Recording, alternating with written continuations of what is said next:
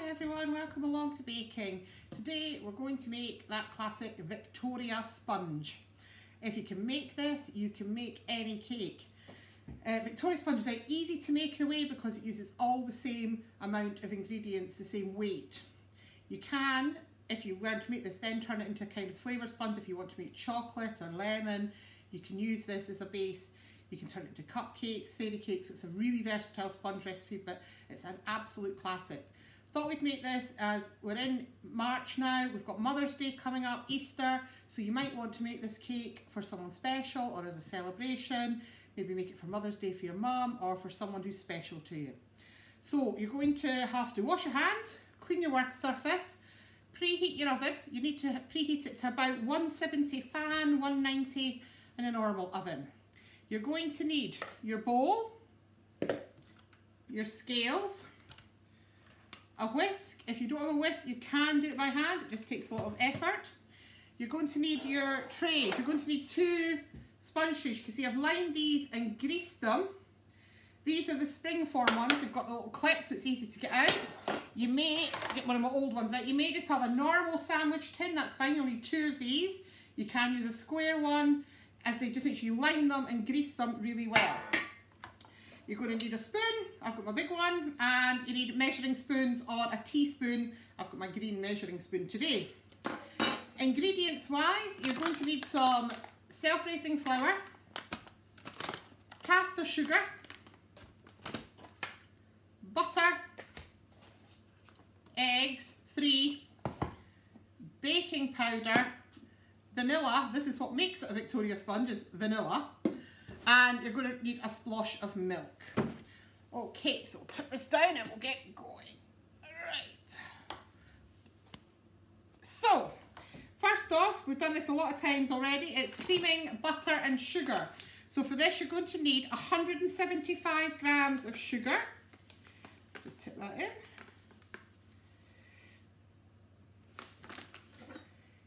You can make it bigger or smaller as long as you just keep the weights the same. So in this respect, it will be 175 of sugar, 175 of flour, and 175 of butter. So that's 175 of sugar. Then we need 175 of butter. A little bit more. My measuring's off today. This sponge was invented for Queen Victoria, so it goes back quite a bit, and it was traditionally served as a tea time treat, I suppose. It was one of her favourites, so it's named after her. So we're going to cream this. We know how to do that. We've done this because the light's very good in here today, but we're going to cream it.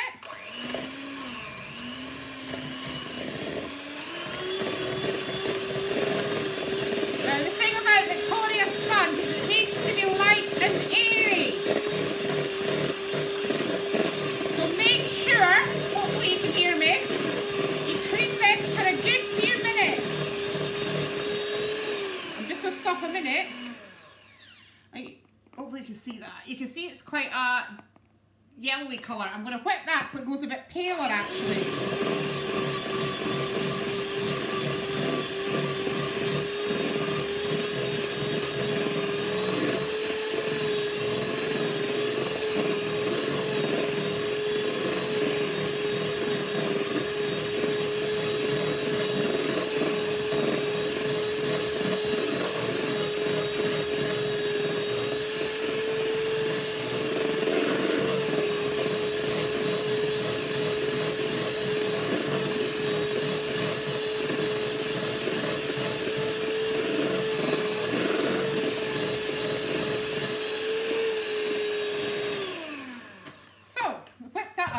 Some air into it already. If you can see it's paler now. So we're going to wear flour, and as I said before, it's all the same weight, so it's 175 of flour. If you've got bigger tins, I see you can go up to 200, 225, you may have smaller, go down to 150. The only difference is going to be in eggs. If you go up to 200 or 225, you're going to need an extra egg. If you go down, you might need less eggs. So I say the only difference is eggs is liquid. Measuring's not very good this morning.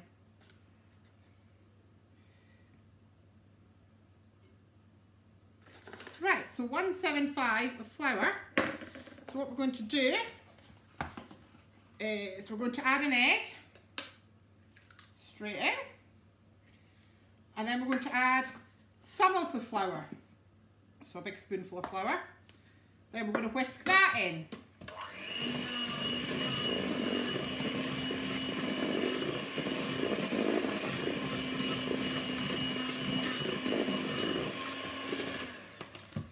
Then we're going to add another egg.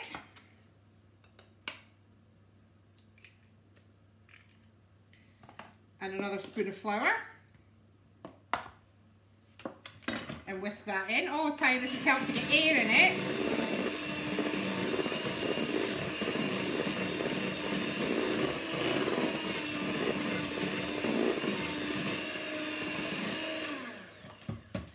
Then we're going to add the last egg. The rest of the flour. And then you need your baking powder here. So you're going to need a teaspoon of baking powder. And your vanilla. You're going to need a teaspoon of vanilla. You can add a bit more if you like. It depends how strong you like your vanilla. I quite like vanilla, so I quite like to add a bit. So we're going to whisk that in, and then we'll decide how much milk we need.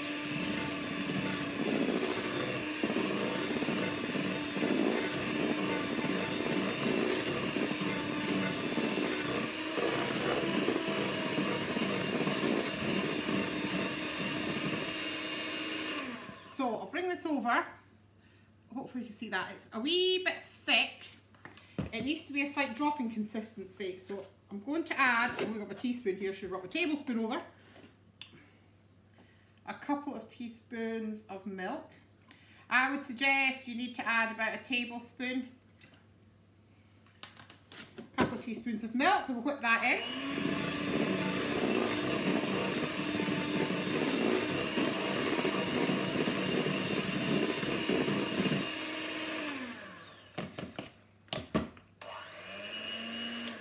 Clean the beaters a bit. Just move this out the way. So with a spoon here, I'm just going to make sure it's well whipped. Normally I would use a stand mixer, but that's far too noisy for doing this. So hopefully you can see this. If I can get this out of the lights, the light in this, where I am in the kitchen. Hopefully you can see it's just dropping off the spoon. So that's what you're looking for, is it to drop off. So then you're going to take your two tins and you're going to divide it equally between the two tins.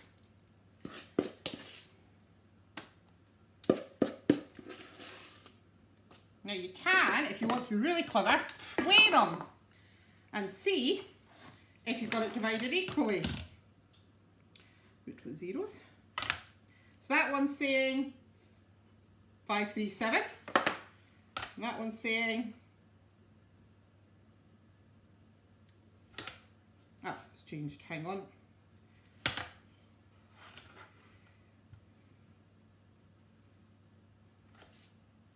My scales have decided to go funny on me.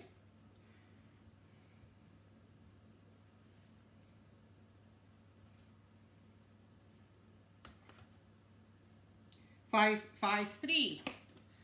Put a wee bit more in this one. So I've roughly divided them equally. Scrape it all out. Use your fingers, which are clean. Hopefully you're not licking them as you go.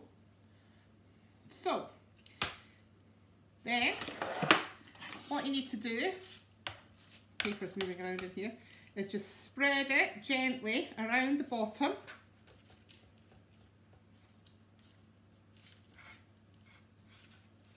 And decorate it. So you'll do that with both. Can you see it's just spread nice and flat? I'm trying to find where it's out the light, around it.